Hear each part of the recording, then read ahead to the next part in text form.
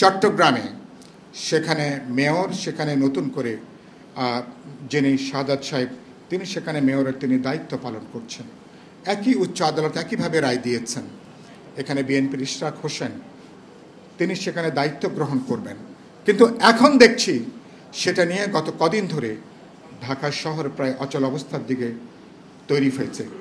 যে আদালত তারা রায় দিয়েছেন এবং আদালতের রায়ের প্রতি সম্মান জানিয়ে নির্বাচন কমিশন এবং তারা বলেছেন এবং তারা তাদেরও সম্মতি তারা জানিয়েছেন, সেটা নিয়ে এখন আবার উচ্চ আদালতে আবার এখানে রিট করা হয়েছে। তার মানে আইনটা এক এক শহরের জন্য কি এক এক রকম, আইনটা কি এক এক ব্যক্তির জন্য কি এক এক রকম, আপনার পছন্দ হলে একরকম, পছন্দ না হলে কি আরেক রকম। আবার গোটা আন্দোলনটাই হয়েছে ভোটের দাবিতে, গণতান্ত্রিক অধিকারের জন্য, অবাধ নিরপেক্ষ একটা বিশ্বাসযোগ্য নির্বাচনের জন্য, যার মধ্য দিয়ে রাষ্ট্র সমাজ সংবিধানেরও আমরা একটা গণতান্ত্রিক রূপান্তর সম্পন্ন করব। এখন দেখছি সেই এজেন্ডার বাইরে যে এখন আপনি বলছেন জাতীয় নির্বাচনের আগে নাকি স্থানীয় সরকার নির্বাচন করতে হবে। 16 বছর ধরে আমাদের লড়াইটা কি হয়েছে স্থানীয় নির্বাচনের জন্য, আপনারা কি মনে করেন? নিশ্চয়ই সেটা না। 16 বছরের লড়াইটা হচ্ছে হাসিনা এদেশের মানুষের ভোটাধিকারকে হরণ করেছে, চুরি করেছে, ডাকাতি করেছে। সে ভোটের নামে একটা জবরদস্তি, একটা অন্যায় তামাশা মঞ্চস্থ করেছে। গোটা লড়াইটাই হচ্ছে গণতন্ত্রের জন্য, ভোটাধিকারের জন্য একটা নিয়মতান্ত্রিকভাবে সরকার পরিবর্তনের পথটা যেন আমরা শুরু করতে পারি।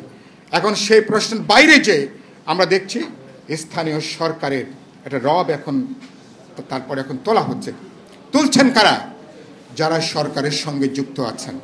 এই সরকার থাকলে যাদের জন্য সুবিধা হয়, এই সরকার থাকলে যাদের অর্থনীতি, রাজনৈতিক, প্রশাসনিক আধিপত্য যারা বাড়িয়ে তুলতে চান, তারা এই সরকারকে তারা প্রলম্বিত করতে চান, দীর্ঘায়িত করতে চান, অনিশ্চিতকালের জন্য একটা জবাবদিহিহীন সরকারকে তারা নিয়ে যেতে চান।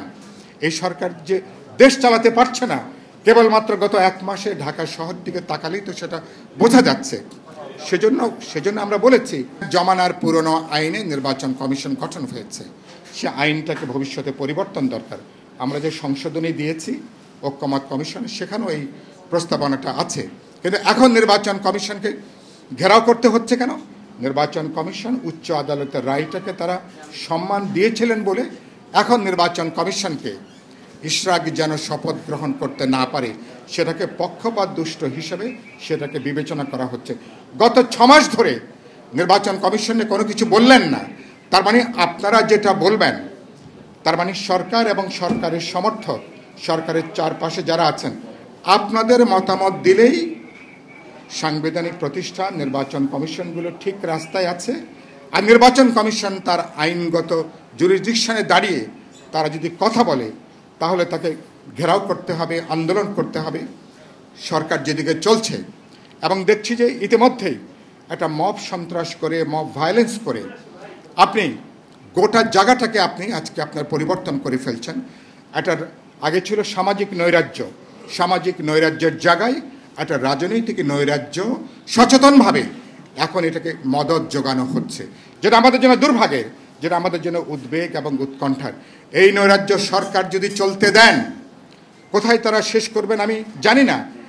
আমি 10 মাস পরও বলতে পারছি না বিচারটা কখন দৃশ্যমান হবে। আমি 10 মাস পরও বলতে পারছি না আমরা সনদটা কখন স্বাক্ষর করব সংস্কারের ব্যাপারে। এখনো সরকারও পরিষ্কার করে বলতে পারছেন না, রাজনৈতিক দল বলতে পারছে না, মানুষ আশ্বস্ত না।